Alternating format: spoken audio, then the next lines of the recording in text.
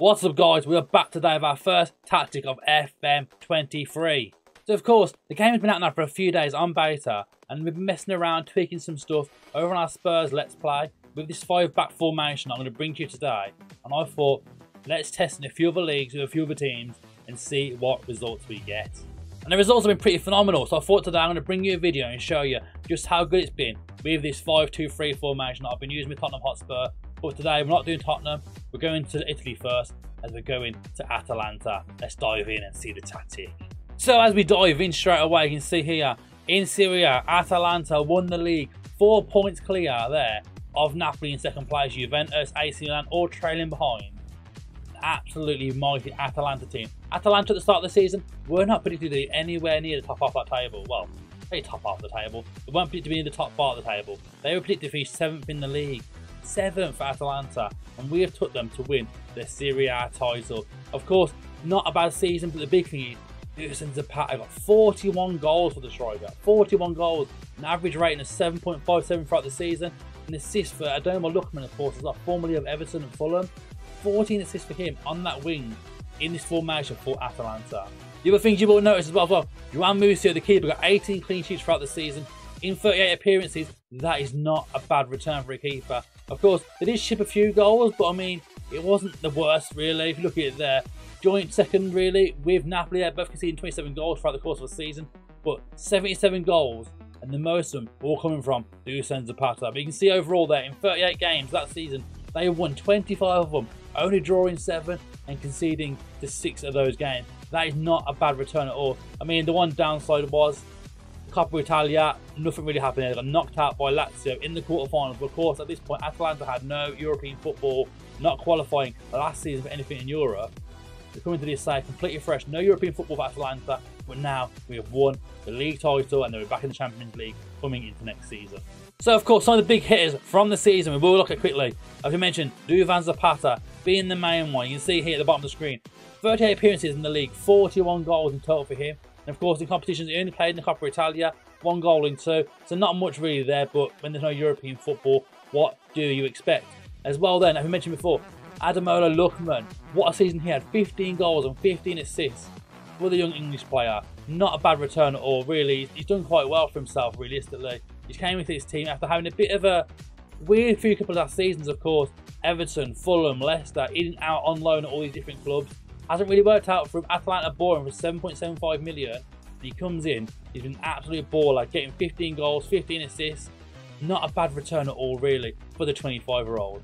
And 2 other honourable mentions, probably mentioned here. Coop Miners, in his 35 appearances, 6 goals, 3 assists for the midfielder. And Jamie Boga, formerly of Chelsea and Birmingham City, he came in with 6 goals, 9 assists. Not a bad season all for Atalanta. Very happy with the results of this one.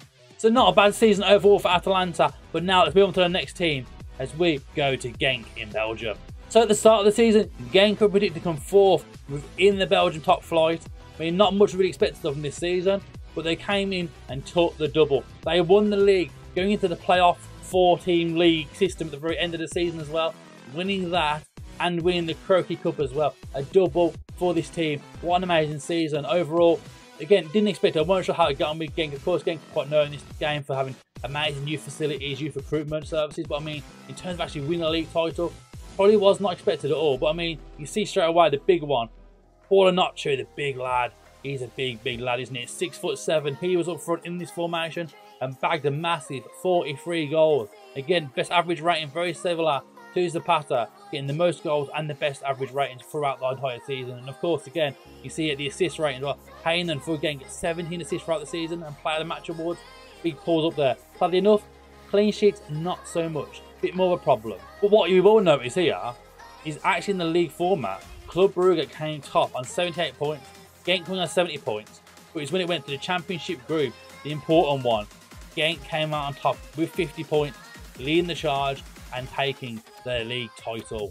But of course, similar to what we did last time out, we'll have a bit more of a deep dive within this and kind of see what else has been going on. So you can see here, Paul Nocci got a total of 54 goals in 45 appearances throughout this season. Another big mention, Joseph Paint's still here. The winger got 13 goals, 11 assists in his 43 appearances, and a few other ones going down the list here. 9 goals here or there for Samata. Patrick Kowalski as well, 9 goals for him. A very good season for the Belgium side here, winning that double. but there's still a few more teams to look at. As next off, we're off to Scotland, we're going to Aberdeen. So where Aberdeen didn't actually win anything within this game is the fact that how well they've done. They've topped Rangers to get second spot in the league, only being 5 points off Celtic, who did win the championship in the end. The Scottish Cup didn't go to plan, the quarter-final defeat, but the runners up again in the Premier Sports Cup as well. Not a bad overall season, of course, losing out in that final to Celtic, of course, because Celtic have just been so dominant in this season in the Scottish League. But the fact Aberdeen were right up there until the very end, chasing. I mean, you can see here there's still a game to play in this point for Celtic, but the job's done. There's no way Aberdeen catching them up, so we cut it off there. Aberdeen getting Champions League football is absolutely massive for them. You know the fact that they were so close to getting there, just being pinched off by Celtic. The big ones though, again straight away, you can see here, striker Murph, hopefully I pronounced that correctly, got 36 goals in the league, the 23-year-old striker. A great season for him, for Bojan there. And then you can see the other stats around the whole league.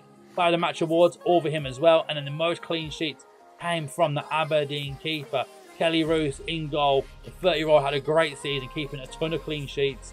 Something you really want to see in your keepers. I mean, it wasn't a bad overall season. I mean, Celtic did go undefeated, so it kind of explains why we didn't do better in the league. But the fact that they got so close to Aberdeen, but those 6 defeats, I mean, there were 2 of them to Celtic. Sorry, 3 of them to Celtic, even. My mistake there. So it was always going to be a case of, if we hadn't lost the matches to Celtic, maybe, just maybe, we could have got there in the end. I mean, Celtic did draw 9 games, so the chances were there. Rangers keep them level twice and Livingston twice as well. Chances were there, but all those defeats in the end to Celtic were just a bit too much. I mean, they did score 98 goals, Celtic, compared to our measly 74 compared to them. But not a bad season for Aberdeen. I was very happy with this one, so I thought it needs to get involved within this video because just how close they came and the fact that they clinched Rangers, who get in that second spot in that Champions League football. But now we're going to go to the final team within this test, and we'll give a bit more deep dive into their tactics, as now we're off to Benfica. So you might be thinking, Benfica, probably a team that should be challenging for the league title over in Portugal, but they did one better as well. They won the Europa League. Champions League didn't really go very well. They got knocked out by Juventus and Frankfurt, but in the Europa League they went all the way. And I mean, they only pinched on penalties, but against Manchester United, they got the victory in the end. I mean, it was a brilliant game. It was a hard-fought game. The fact we went to penalties, but they scored all 5 penalties, did our boys in Benfica. An absolutely insane game, but the fact that they've won the Europa League and they've won the league title as well is not a bad season. I thought upon one of the goals, you can get a bit of an idea how the shape looks quickly here. As Enzo has the ball, finds that right wing back there, pushing forward in bar, puts it across goal. Arojo puts it in the net. De Gea got a hand to it, but it wasn't good enough. Big goal, and that was the goal that got us to penalties to make it 2-2, and almost took us the whole way to winning it in normal time. But you can see overall though, they won the UEFA Cup, they won the Allianz Cup as well. I mean, you got knocked out by Porto in the Cup, really. But I mean, the fact they got a treble this season, winning the league, winning the Europa League, winning the Allianz Cup, that is not a bad season at all for this side in Benfica. And I mean, we have a quick more of a deep dive now and have a look at some of the squad players, how they've got on, and then we'll go and show you the all-important tactics. So the big ones, there was no massive big goal difference for these ones, really. No one got loads of goals. You can see Ramos here got a total of 23 goals throughout the season with his 6 assists. Rafa, 21 goals. This one was very much more spread out. We mentioned Arojo, who scored in that last game as well, of course. 18 for him. David Neres, the former Ajax boy, got 18 goals and 18 assists. 18 assists throughout the course of the season. Yet alone getting 18 goals, an absolutely insane return for this guy, for the young Brazilian lad. So, you've seen all this. Maybe it's time I show you that tactic. So here we go then. This is MurphFM's ultimate 5-2-3 formation. Starting with the keeper on a sweeper keeper on defend. You can see here, no added instructions on there. We're going to go through each individual role and player, and then we'll dive down to tactical style, the in possession, the in transition, out of possession. So you can get a bit more of a brief idea of what is happening within this tactic. And if anyone that's following along playing on Xbox, even PlayStation now, or any other device, you get the breakdown. You can just pause it, do what you need to do, and carry on with the video. So yeah, we mentioned the keeper, sweeper keeper on defend, no added instructions there. And you go to your back line.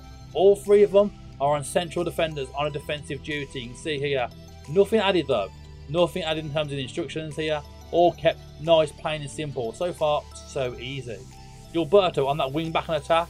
Again, nothing added. It looks quite simple so far, doesn't it, for you, really? It looks more than simple. Just the general wing back attack options. Dribble more, run more with the ball, cross more often. And again, on that left-hand side, very much the same.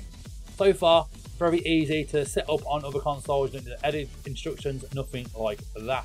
So in the middle, we have a box-to-box midfielder, Fernandez, Again, only run from position that is part of the box-to-box role, and then Mario is a deep line playmaker. Again, no added instructions. No added instructions. As we go on to this front three now, an inverted winger on attack on the right, an inside forward on support on the left, and a centre forward on attack for Ramos. Starting with David Neres. Again, inverted winger attack, no added instructions. On this left-hand side, you're probably thinking, is there added instructions at all?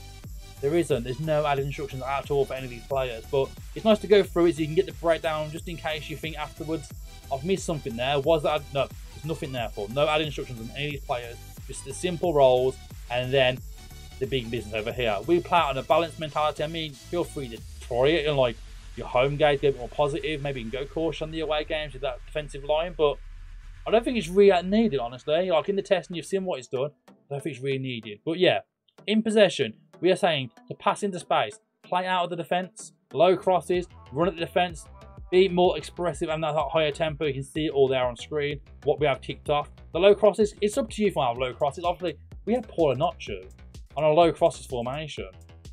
He's 6'7". You could have had it on a higher cross. You could play floated the balls if you wanted to, but he scored so many goals at low crosses. You didn't really need to. So again, tweak it to your own adjustment stuff in that sort of game. If you want to try it on float crosses for the big target forward type players, do it. Why not? Give it a go. Give it a go. In transition, we have then to take short kicks from the keeper, counter and counter press in football. Very much just keep the press on all the time. That pressing the sound all the time. And you can see here with that trigger press on much more often. The line, you've got a high press there in your attacking line, standard there, and everything else is unmarked. They're fairly simple, but I do have some set pieces added in here. Ones that I've been using myself with my PSV save. I've been doing over on Twitch. So feel free to use them if you want. So I've been messing with join FM23, but they still need some like bit more help, bit more support on them. So feel free to try them out and see what you think. See if you enjoy them. If you don't enjoy them, feel free to remove them. But that is going to be all for now from this tactic video. I hope you've enjoyed it. I hope you enjoyed the tactic. Let me know in the comment section if you've downloaded it, how you've got on with it, and of course, as always, feel free to join the Discord or let me know on Twitter your thoughts on the tactic and what we've been doing over here. But thank you for watching. If you've enjoyed this video, please make sure you're subscribing to the channel and giving the video a thumbs up. Until then, we'll see you next time. Thanks for watching.